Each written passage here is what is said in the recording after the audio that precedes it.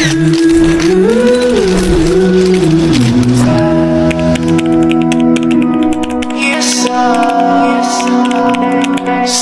I'm gonna leave. I'm driving so far. Tell me why you coming to me and say. Hai semuanya, jadi sekarang kita sedang berada di pintu masuk Keraton Kedaton Yogyakarta. Di sini kita berada di halaman dan akan masuk ke Museum Keraton Kedaton. Ini kita akan menuju ke lokasi pertama, yaitu alat musik tradisional yang terdiri dari gong, kenong, gambang, dan bande. Alat musik tradisional tersebut biasanya digunakan pada acara tertentu seperti upacara adat atau ritual.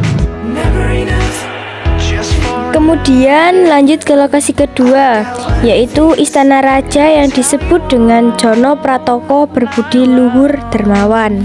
Sebelum masuk ke dalam kedaton, di sebelah kiri terdapat dua patung yang sedang dalam posisi hormat. Dan kita masuk ke lokasi ketiga yang terdapat 3 gedung, yaitu Rumah Dalem Mangkubumen, Sri Sultan Hamengkubuwono, Bangsal Palereman. Rumah Dalem Mangkubumen lebih tepatnya berada di sebelah kediaman utama Sri Sultan. Rumah Dalem Mangkubumen merupakan kediaman Pangeran Mangkubumi sebelum dinobatkan sebagai Sultan Hamengkubuwono. Gedung kediaman Sri Sultan Hamengkubuwono. Gedung ini digunakan untuk tempat tinggal Sultan pribadi apabila lampunya menyala, Sultan ada dalam klaten. Tetapi ketika lampunya padam, Sultan sedang berpergian.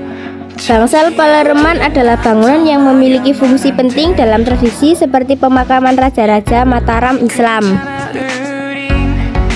Jadi, di lokasi ini terdapat penandu yang digunakan untuk menandu manten kerajaan pada zaman dahulu. Lanjut, bangunan tersebut kemungkinan adalah Gedong Prabayeksa. Kemudian, di bagian ini ada bangunan berwarna putih yang bernama Gedong Jane. Nah, teman-teman, yang bisa dijelajahi di Keraton Kedaton adalah bagian selatan saja. Tetapi di bagian rumah yang sedang dikunjungi oleh 2 pariwisata itu bernama Museum Teh.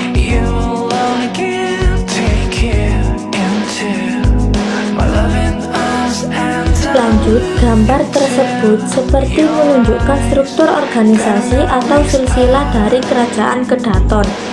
Dan di bagian ini seperti menjelaskan foto-foto orang berpakaian adat lengkap dan menunjukkan gelar atau raja Kerajaan Kedaton Yogyakarta.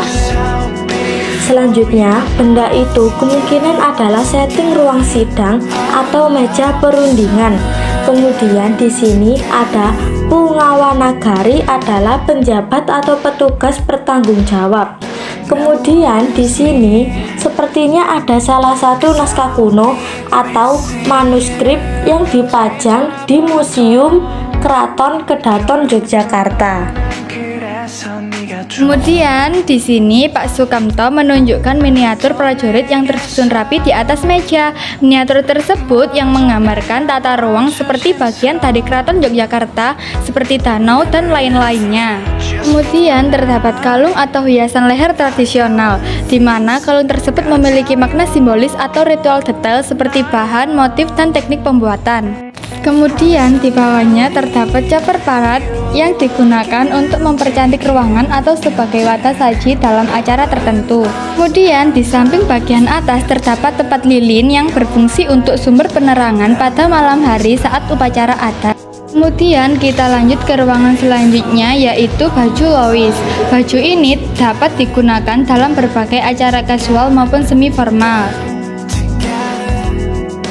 Kemudian di sini terdapat beskap, yaitu pakaian adat Jawa Tengah. Beskap sering dikenai dalam acara formal seperti pernikahan atau upacara adat, dan samping baju beskap terdapat tata cara pernikahan.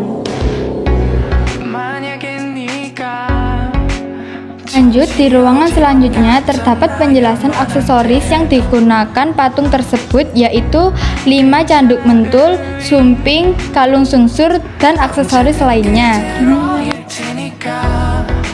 Widodareni adalah acara di malam sebelum dilaksanakan ijab keesokan harinya.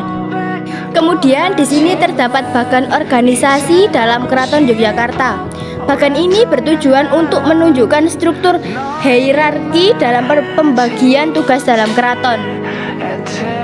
Dan selanjutnya terdapat struktur kelembagaan yang mencerminkan sistem pemerintahan tradisional Kesultanan Yogyakarta yang unik dan menggabungkan tradisional kerajaan dengan tata kelola modern. My loving us and I'll look into your eyes. That I'm gonna whisper just how beautiful you are. Jadi saat ini kita telah sampai pada tujuan kedua, yaitu Museum Sono Budoyo yang dianggap paling lengkap mengenai budaya dan sejarah Jawa. Setelah kita masuk, ada pasan yang diperuntukkan untuk penghormatan Dewi Sri atau Dewi Pati, dan di depannya ada perlengkapan upacara dan ada 2 pengantin. Berikutnya, di sebelah pasan ada lemari kembar mayang. Jadi, ukuran lemari ini memang kecil yang berfungsikan tempat untuk menyimpan perhiasan.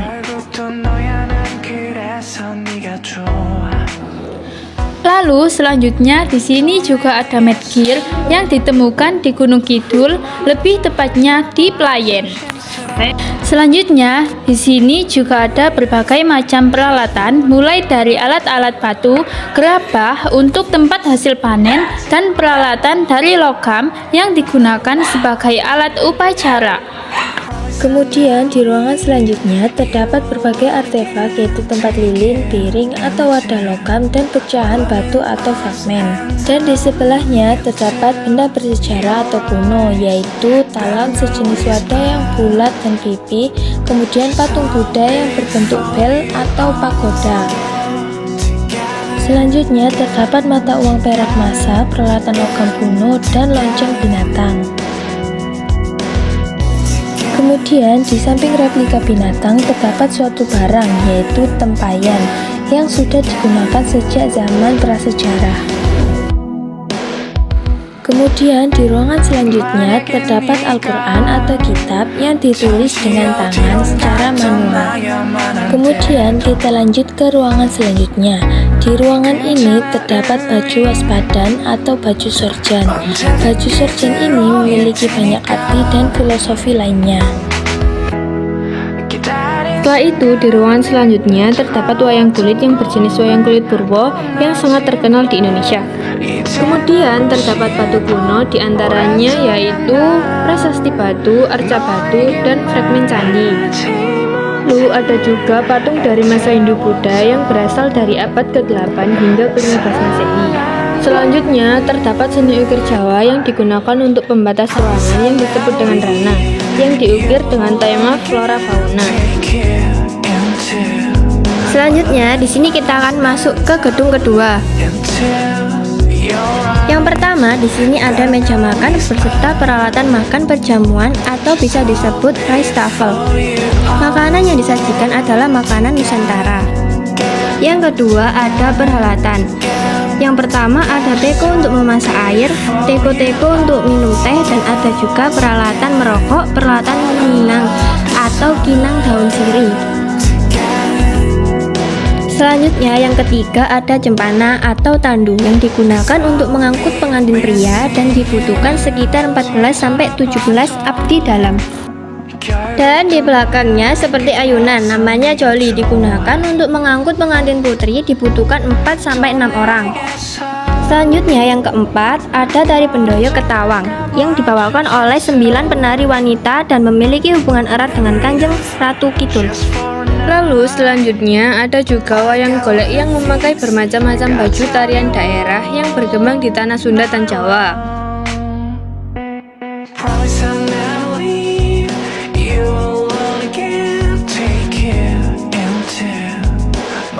Kemudian di sini ada wajingwa atau wayang Cina Jawa yang proses pembuatan wayang tersebut seperti proses wayang di Jawa pada umumnya, sedangkan orang-orangannya menggunakan orang Cina.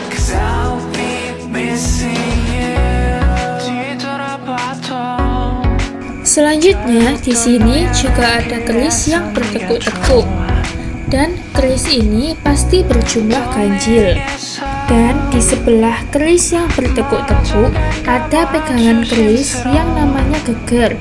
Biasanya kita menentukan berbagai ukiran apa saja yang ingin kita dapatkan. Selain ada keris, di sini juga ada senjata dari daerah lain. Ada pedang, mandau, dan lain sebagainya. Tapi ada juga panahan dari Jogja yang terkenal dengan nama jemparingan.